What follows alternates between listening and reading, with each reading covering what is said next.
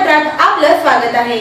छत्रपती संभाजी महाराजांना 368व्या जयंतीनिमित्त सकाळपासूनच सोलापूर येथील छत्रपती संभाजीराजे यांच्या पुतळ्यास अभिवादन करण्यासाठी छत्रपती संभाजीराजे चौक पुणा नाका येथे गर्दी होत आहे। याचे औचित्य साधून बुधवारी राष्ट्रवादी काँग्रेस शरदचंद्र पवार गटाच्या वतीने छत्रपती संभाजीराजे यांना अभिवादन करण्यात आले।